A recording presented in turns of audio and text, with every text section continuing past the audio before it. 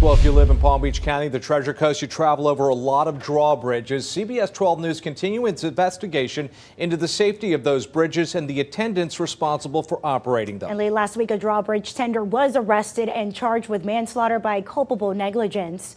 Now for the death of 79-year-old woman Carol Wright, who fell from the Royal Park Drawbridge in February. Now, police say that bridge tender lied to investigators after checking for pedestrians before she raised the bridge.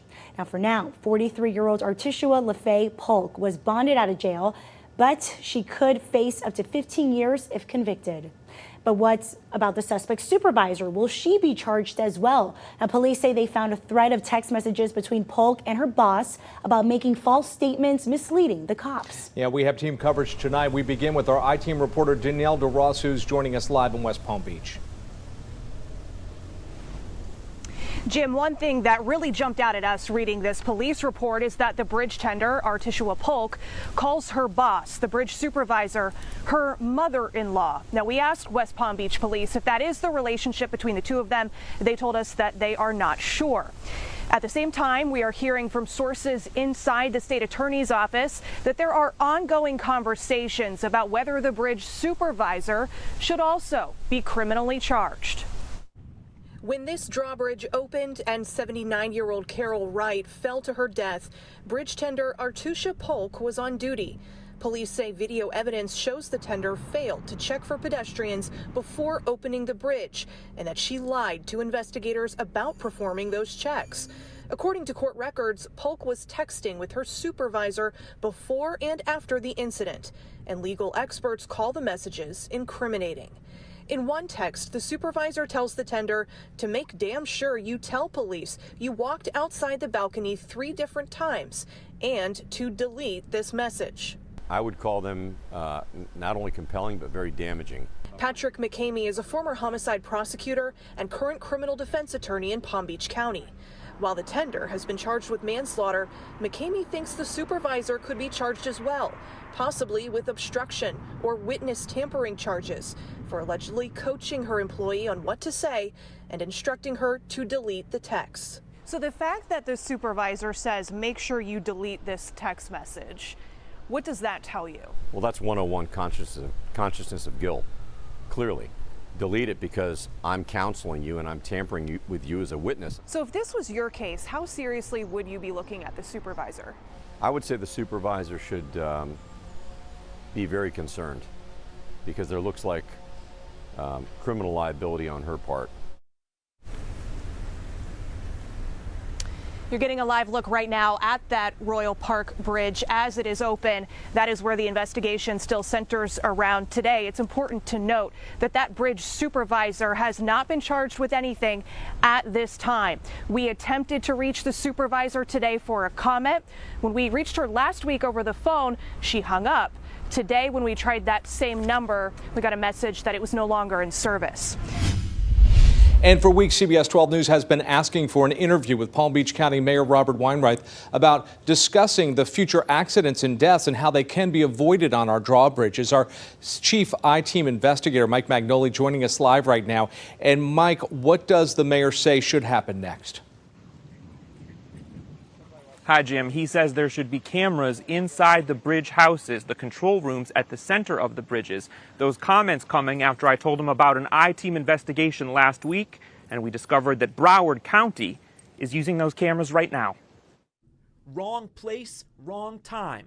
Lantana, October, a county-controlled drawbridge. We see a car and its panicked driver sliding dangerously as the bridge opens beneath the vehicle. This report, a summary of an incident last March in Jupiter, a drawbridge tender asleep on the job. The 8 county-controlled drawbridges are managed by the Public Works Department and the county engineer. I'm David Ricks, county engineer for Palm Beach County. But Mr. Ricks has declined our interview requests.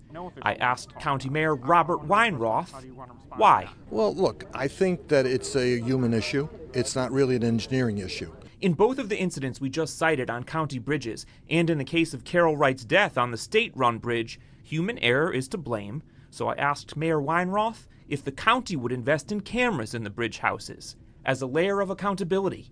I think that that's an appropriate question, and I think it probably is something that would help, both on the person who's on duty to make sure that they're attentive, and also on the area that they're supposed to be protecting if something goes wrong. Installing cameras and storing that video won't be cheap, so I asked Mayor Weinroth if it comes down to money, would he still support the idea? I think it's worth the expense. I think we've already made that decision with respect to the sheriff's office, and that was a major commitment of resources, and we understood that that was necessary, again, for protection of our residents and, again, documentation of situations protecting the officers. So I think that it'll be situations where it's not only going to protect the residents, but it's also going to protect an employee with respect to how they were performing their job.